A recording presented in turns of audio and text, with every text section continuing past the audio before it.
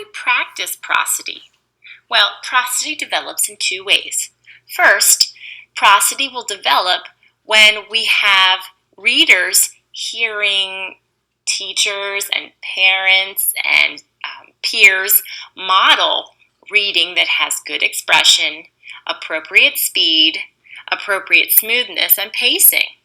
And once they hear that, they just get in their brains what it sounds like to be a good reader. I've been in classrooms where teachers have been so extremely wonderful at the read alouds that they do, and you're just drawn in by their words and their expression. And then I've been in classrooms, oh my poor middle daughter's second grade teacher read like this in every story, and her voice never went up or down. Oh my goodness, I sat there for 15 minutes on parent visitation day and about wanted to choke myself.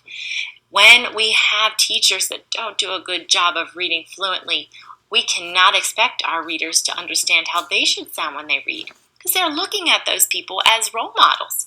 So one way prosody will develop is giving them those experiences where they hear you read the way you want them to read. And again, this goes back to when we talked about emergent literacy skills. This is one of those things you can explicitly teach, but also just by hearing you do it every week, all the time, every day, they start to figure it out. Now, the second way we get students to have prosody in their reading is having repeated practice with the same text. And this is where we have more of that explicit instruction. And so we want to give them opportunity to get better and better and better with the same book. I know from my little one who's just turned 6, she is really, really good at certain books, and some books she struggles with for some reason.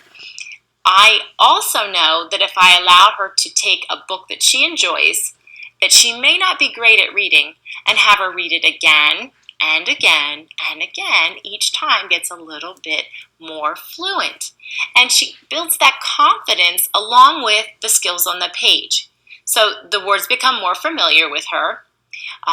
Also, she begins to think about the voices she would want to use when there's dialogue. And last, she builds that confidence because she knows the story and she knows what's going to happen next.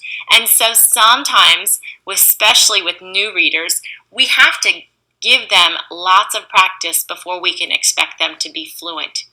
That first read of a book is hard for some readers, especially if we're giving them that instructional reading level that's just a little bit harder than it would be at an independent level. So prosody can only develop through hearing good examples and through practice. And you can see this in action in our video clip. Check it out.